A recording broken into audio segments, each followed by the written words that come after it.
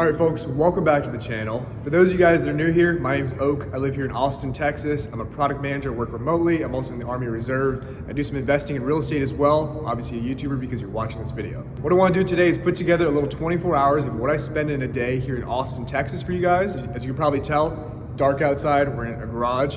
We're about to head out for the night. And what I want to do is make sure I don't do anything outside of the ordinary just to make sure I spend, like $100 in a t-shirt just for this video.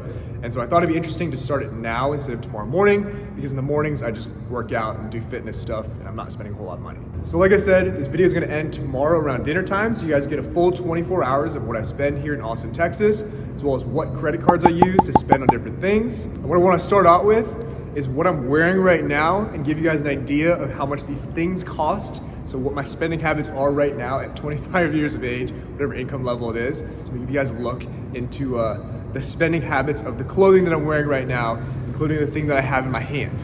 So my boots, because we are here in Texas, have to have some boots when we're going out. These are Twisted X's. And if you'll notice, I have them tucked in to my pants because one, I'm not a cowboy, and two, I'm not doing real work. So you don't deserve to be keeping your boots on the outside unless you're doing those things. Don't be making a fool of yourself, tucking your pants inside your boots.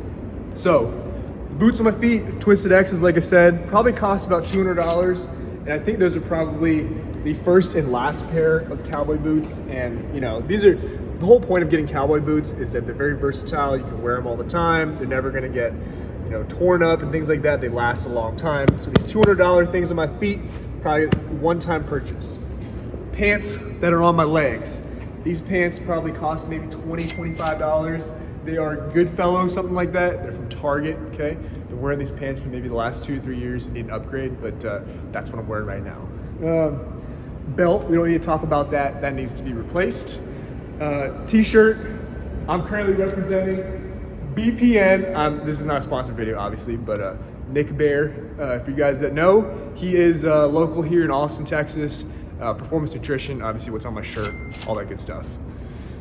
The ice, we have to talk about this. Super excited, I got this today. This is my Casio 10-year battery. I've been wearing these Casio standard issue watches for maybe the better part of the last 6 years, ever since I started this whole military thing. And I always buy the same watch because it's a 10-year battery, never goes bad. You can swim with it, you can wear it every single day like I do. And this is the first time I've gotten something that's different, that's not the all black one. So if you'll notice, it's got a little bronze rim there. Ooh, the ice, okay? So I'm super happy about this purchase. $20, okay? Forgot to mention the shirt that I'm wearing right now, I wanna say $25, $30. BPN's website. This on my wrist, on my right wrist, this is what I get the most comments on of my entire outfit whenever I go somewhere. This is a Gecko Equipment paracord bracelet. So if you guys that are military folks out there, you know that paracord is a very useful thing that when you're stuck in the wilderness, you can basically build a boat and then you can sail away and do good things. So I think the cool part is this little clasp here. It's like this silver type thing. It's really dirty because I swim with it and get sweaty and work out and stuff like that. But that's what this is. This was maybe, I think 12 or 15 bucks on Amazon. I was thinking about doing the drop shipping thing and making one of these myself because they don't sell anymore. But we're gonna have to work on that when I have some more free time. Last thing is this Premier Protein Shake. For those of you guys that know, this is not exclusively sold at Costco, but you get the best deal. I think it's like a pack of 24 for maybe like 30 bucks. Something like that. So great deal. I love Costco. If you haven't seen that Costco video already, check it out here. Great video. Interview some interesting folks. So that's what my outfit is right now. Nothing too lavish. And this is basically just what we're going out in tonight. I don't like to buy expensive things and flaunt expensive jewelry and stuff like that. Try to keep pretty low key most of the time. Functional pieces, right, that last a long time. That's what I'm about. So we're getting late. So it's getting late and we are late. So we're gonna head out right now and do the things we're going to do tonight. Okay, so we've arrived here at Specs, which is a liquor store here in Austin, Texas. And so I know what you're probably thinking. It's like, oh, you're starting this video off buying some liquor and this is out of the ordinary. And it a little bit is, but since the college days and being belligerent, I haven't really been inclined to go out as much because I'm getting old. But my lady that's behind the camera right now is always convincing me to go out, and I'm very easily peer pressured, and so as such we are getting some liquor and going out tonight. But yeah, we're gonna head inside and see how much we spend. One thing is that first of all, it's like 60 something degrees out. It's a Texas winter, and so I can wear a t-shirt in January. But yeah, sales tax is something that's a little bit higher here in Texas because there's no income tax. So you guys might notice that certain things are a little bit more expensive retail wise when we purchase at the store.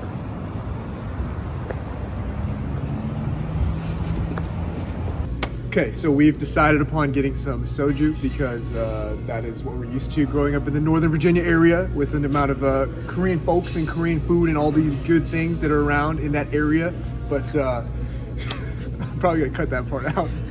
Okay, so we've decided on getting soju for tonight because I think a 1 bottle serving size is just about the perfect amount to get yourself going a little bit without getting, you know, too overboard. You know, 2-3 bottles, get yourself going pretty good. But I think we're gonna see where the night takes us later on. So I think we're gonna opt for, as you guys know, Jinro is the really good, I think, well-known soju brand. Sunhari is also like pretty good, but never had Good Day and all this other stuff. But pineapple seems a little interesting. However, we're going to opt for the OGs. We're gonna get that green grape, which you guys out there that know soju know that this is the good stuff. And we'll get plum because that's one of my favorites as well. And maybe one of the other flavors. We'll do like a grapefruit as well because I feel like the tiers of soju maybe go like green grape, grapefruit, anything else. Plum, oh, the yogurt one's really good, but we don't see that here at Specs. But Specs is massive. I haven't been to this specific one, but it's a pretty decent sized liquor store, and let's see how much this costs. Okay, so we've checked out 3 bottles of soju. Each bottle was about $6.52, so the total was $21.17 including tax. So I would say for 3 bottles of a decent serving size, $20 is probably what it costs downtown to get a singular shot. So let's head out. No, it's fine. We'll just drive. No, you cannot. So you guys probably know that things in Texas are a little bit cheaper than elsewhere in the United States, and that is true. I've lived in California, I lived in Seattle, you know, San Francisco, also on the East Coast, and things are certainly cheaper here in Texas. But you probably didn't know is this cheap. Gas is actually 5 cents a gallon right now. Bet you can't get that in California.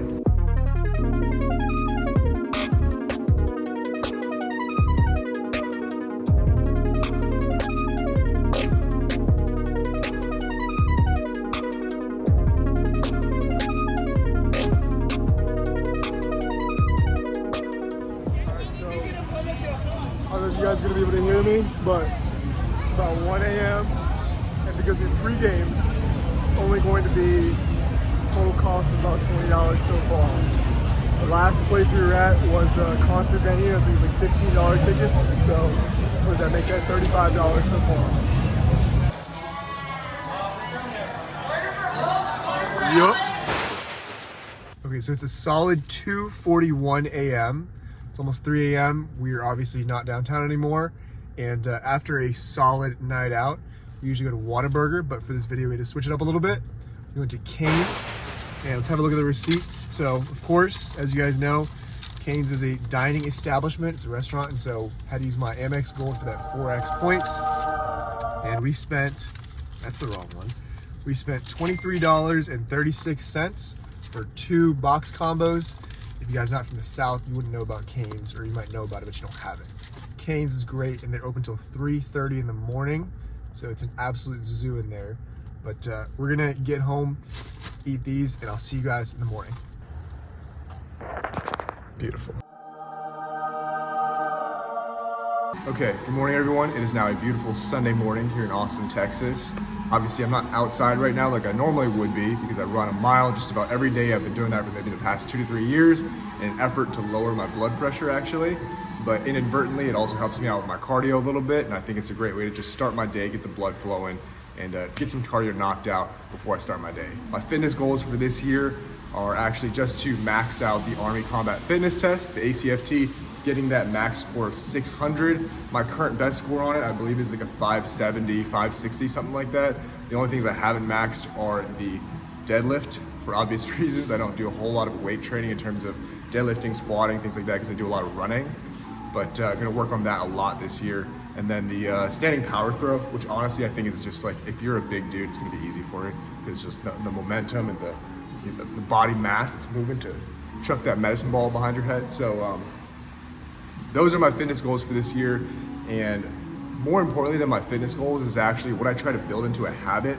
I don't generally set like a particular fitness goal or a metric that I want to hit, like a target number or something like that, because I find that it's easier to reach my goals when I make it a habit and a routine of whatever I'm doing and not thinking about the goal all the time. So let's say I want to run a mile every single morning. I make it a habit, right? I just wake up and I do it every single morning. It's easy for me. It's a non-negotiable. And then later on in the day, around 3, 4 p.m., once I'm done with work, I'll generally get my weight training session in, do my chest and tries, deadlift, squat, or whatever the case might be. Okay, so it's actually not raining as hard as it was, so I decided I'm gonna knock out my morning run outside because I'm really not a big fan of running on the treadmill. Makes it a lot easier. You can do it, a number 10 pace, doing 6-minute miles on the treadmill, then it's hard to do that in real life, so.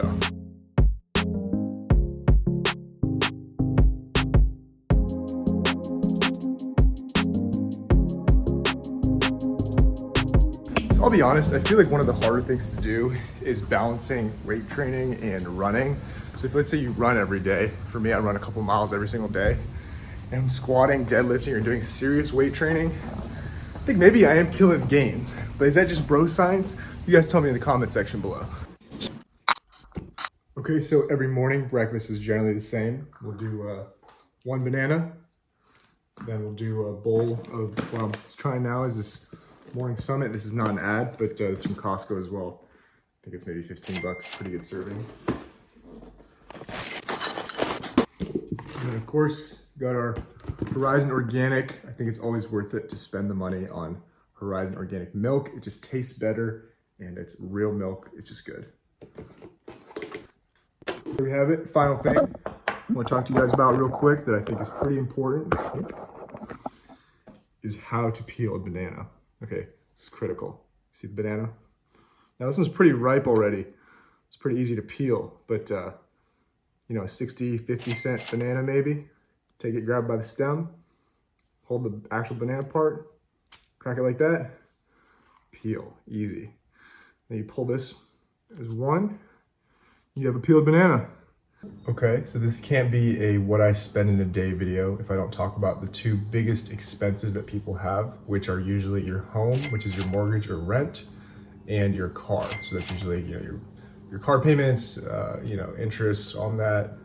I have to sneeze.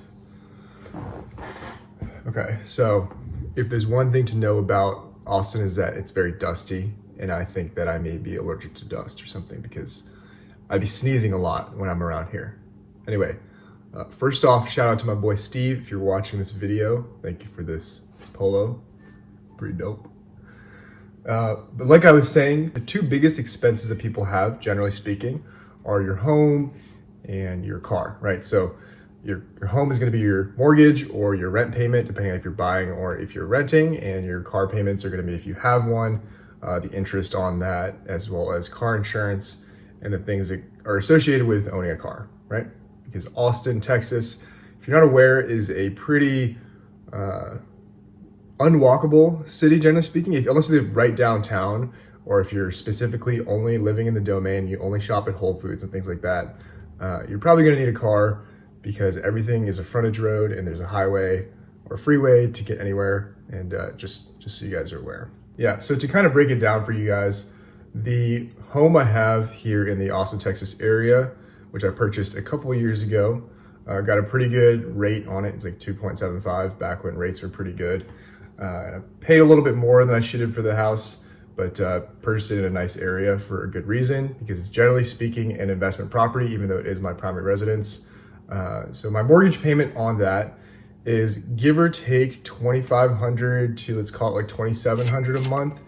I'm going to include all the expenses per month with owning the home, right? So we're talking about internet, sewage, trash, electricity, any general capital expenditure with owning the home, because again, I try to calculate most of real estate stuff as real estate investment type thing. So I'm tracking my expenses, generally speaking, every month, and generally we'll call it $2,500. 25 is that $2,500 a month for my primary residence, the house that I live in Texas. If you guys are aware and if you've been following the channel, you would know that I'm house hacking. And so the concept there is that you get some housemates that are awesome and they live with you just as you would, with having housemates anywhere. And they help offset your rent payments a little bit, or your mortgage payments rather. And so the operating income from that, or the actual rent collected every month, is about $2,000. So, before tax, obviously, because you have to pay taxes on your rental income, which is probably gonna knock that down quite a bit. We'll just call it the pre-tax margin there, about $500 out of pocket for the mortgage payments and the payments I'm making towards living expenses, basically, for having a home. Now, of course, we can't talk about that without mentioning briefly the condo that I sold last December in San Francisco, which I'm still paying for. And so that is a recurring monthly expense in terms of what I would call, home. And so, I guess real estate, because it's a real estate investment that I'm still having to pay for. Construction loan, other things that needed to be paid off, because once escrow closed, the seller disbursement was negative because I still need to pay things off because of the net loss that it was. Quick note on that is that I'm actually hiring a CPA this year, because I think if you have, small business and multiple real estate investments and a number of different income streams, it starts getting a little bit muddy with your deductions, and especially with my cost basis for the real estate investment. Don't know exactly the best way to work that out in terms of getting the taxes back that I paid California State, whatever the case might be, just because there's a lot of things that need to pay off now, and taxes I shouldn't have to have paid because it was a net loss.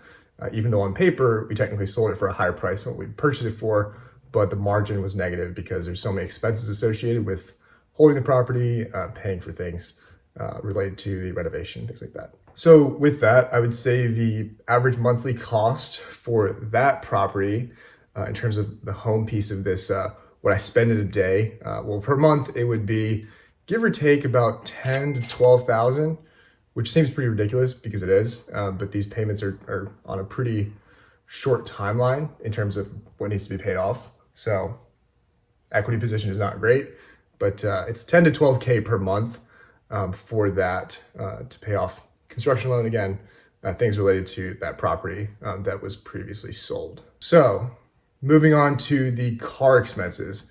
If you guys have been following my car channel, which you may or may not if you're into cars and that kind of thing, I actually sold my last car, which was, I always think it's a Jeep Patriot because that was the car that had the longest. And what is it? It's like you purge the bad memories type of thing. And so the '03 Cobra that I last had, huge investment failure, if you want to call it that. It wasn't really an investment, right? I just bought it for fun.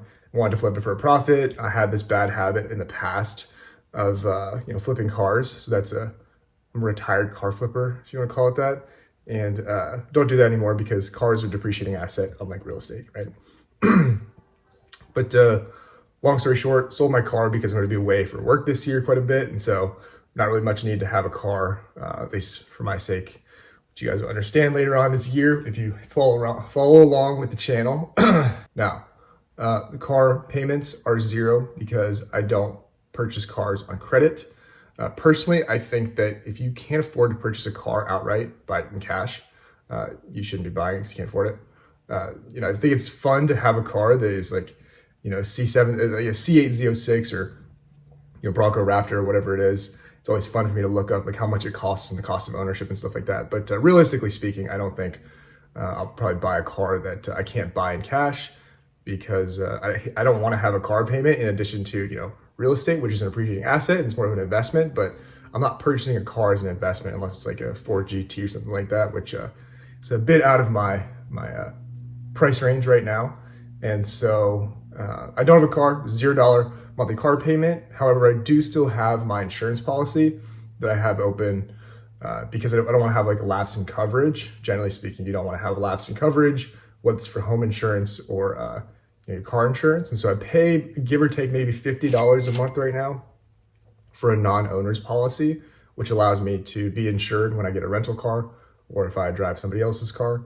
And so it's not too bad, but my rate's a little bit higher because back in the day, I did get some tickets because it's a little fast and furious out on these streets. So that's basically the two big expenses that I wanted to touch on briefly, just to give you guys a realistic picture of, what I spend, whether it's in a day or in a month, but those things are coming out of pocket.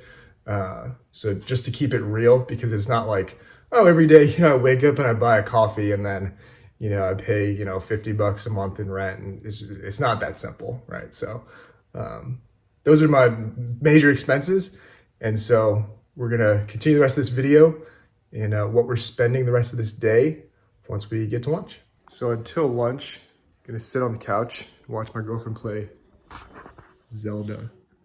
I never played Zelda, so I don't really know what that's all about, but do play Pokemon because Professor Oak. Okay, so we're heading out to lunch and we need gas.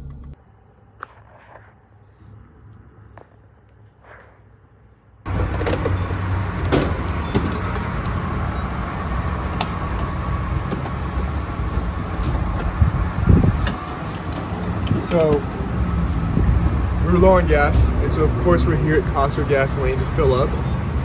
Membership here is maybe $50 a year, and so if you say that you spend if you save $10 every time you fill up, and you fill up on gas twice a month, it's $20. So in a given year, you're saving about $240 just on gas alone, not including the returns you're getting for having 4x back on the points or cash back for the Costco gas for the Costco credit card. So I'd say the membership is definitely worth it. And only drawback is sometimes the line can be very long, like it is today, especially on the weekend. But if you're willing to wait and be patient, it's definitely worth it. And today we'll see how much the fill-up costs. But because this car takes premium, it's currently $3.50 a gallon for premium, which is 93 here in Austin, Texas. I think regular was around $3, so that's the going rate for gas prices right now. But I'm expecting the fill up to be maybe $60 because we were running on empty, so I'd say maybe $60, $65. Let's see.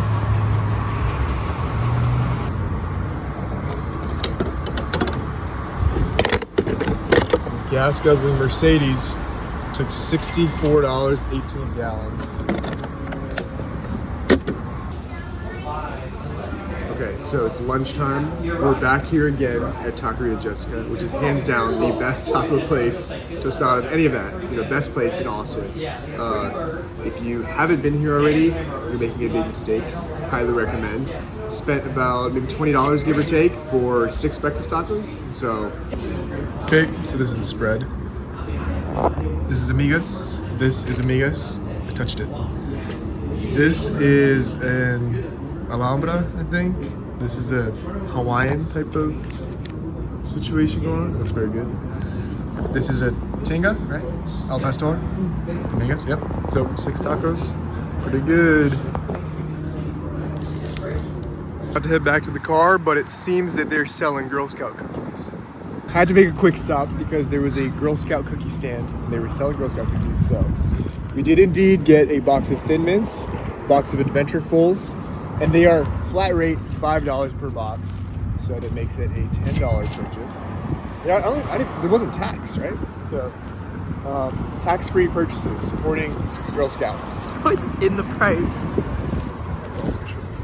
Okay, yeah, so doing good so far. Haven't spent a lot of money today. Save money, live better.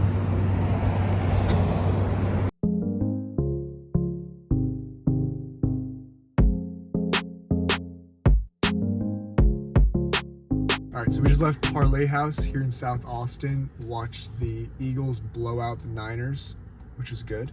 Didn't spend any money because we showed up and our friends already had 2 mimosa towers going. They're like 88 ounces each. And so we helped finish that, and we'll Venmo them whatever it was to split, maybe like $5 or something like that. So minimal cost there. Now we're going to take a look at the first place I stayed in Austin, like when I first came here like 4 or 5 years ago, because I found like the road that we were driving on looks exactly like when I was here, 4 or 5 years ago. And so we're gonna go check out that Airbnb and see if it looks the same as it did last first year.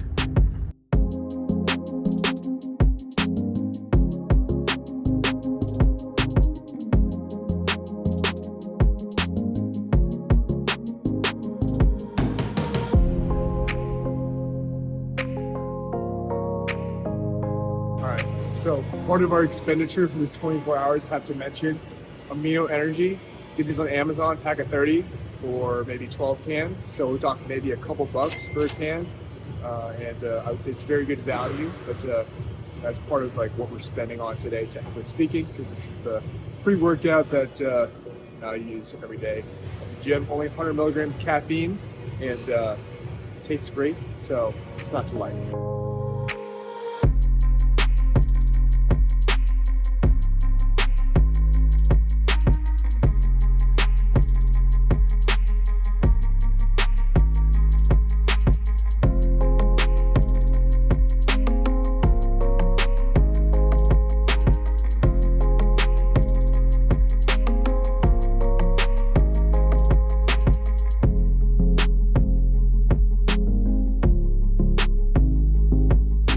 So I want to talk with you guys really quick about why I like coming to Planet Fitness. Obviously, it's not the best gym in the world, but I think the benefits are twofold, right? So first off, it's only 25 bucks a month, and they have a Planet Fitness. Almost, I can guarantee you, if you live anywhere in a somewhat remotely metropolitan area that's not the boonies, you're gonna live within 30 minutes of a Planet Fitness, right? And as much as I travel, the convenience of having a Planet Fitness wherever I go is pretty useful to me, so that I don't have to worry about signing up for a new gym membership, getting a trial or whatever the case might be, wherever I'm traveling to and from. So that's benefit number one. Secondly, I think that for the most part, what you can get at Planet Fitness is what you would be otherwise using at any other gym, aside from the squat rack, which is deadlifting and squatting, maybe like barbell bench, because they don't have barbells here, they have Smith machines. But for the majority of workouts that you're gonna do, and when I've gone to other gyms like LA Fitness and all the big name gyms, it costs 50 to 100 bucks a month. You're not gonna get as much value as you are out of coming to Planet Fitness every single day and paying 10 or 25 bucks a month, which I pay for the Black Card membership, which gets me into any gym nationwide for 25 bucks a month. And I get in a guest for free every time I work out, so I can get a gym buddy. Whoever wants to come with me to work out, we can do that. So I think it's a pretty good value and something that I definitely vouch for, even though people like to talk a little bit of smack about Planet Fitness just because it's Planet Fitness. But today we just did a quick shoulder workout because it's getting late and we want to get some food. But again, all I need to do shoulder workouts is pretty much Arnold press, little shoulder military press with dumbbells, and pretty much all set. So that's my 2 cents on why I think Planet Fitness is pretty good. Again, this is not an ad, but I'm just telling you guys why I justify the cost, spending 25 bucks, even 10 bucks a month for Planet Fitness as opposed to another more expensive big name gym.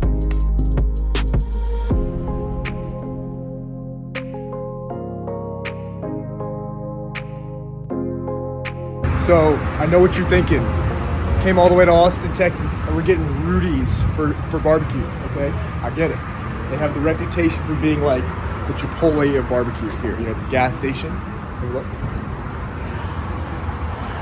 And they have barbecue. But what's not to like?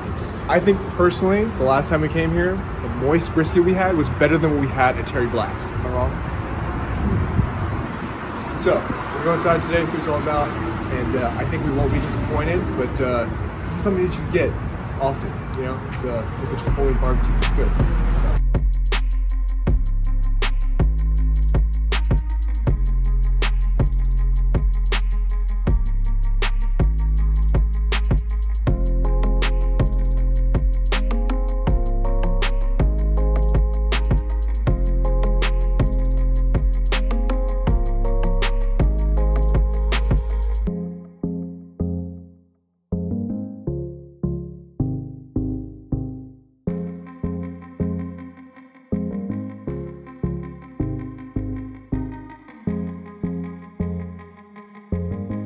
All right, so first of all, Rudy's is gas. It's why it's at a gas station. So we got some moist brisket. Have a look, have a look. We got moist brisket right there, looking real good, real tender. We got the baby back ribs. I don't think they do beef ribs here, but I mean, look at that. Tender little baby back ribs. I know those are gonna be good. We got a loaded potato. This does have moist brisket. It's like chopped moist brisket. Then we have our creamed corn. This is a staple. We got the hot beans. A couple loaves of bread, and that's pretty much what the spread's looking like. It came out to about $50, and so for two people, this is more than two people's worth of food. But if you're really hungry, 25 bucks a person. I think very good value. But I would say typically this isn't the amount of money that I'd spend on a typical dinner. But this beats eating Chipotle as a post-workout meal, and barbecue. Come on, can't beat it. Austin, Texas, breakfast tacos with barbecue. Cannot be beat. And Rudy's, gas. So there you have it. That pretty much wraps up what I spend in a day here in Austin, Texas. You know, if I wanted to plan this video out and do a whole, start my day off, getting a coffee on Lady Bird Lake, and then go to the library and do all that. This is basically what I realistically do in a day, in the Austin, Texas area. So if you guys enjoyed the video, got some value out of it, if you did, drop a like down below, subscribe, do all those good things, and I will see you all in the next one.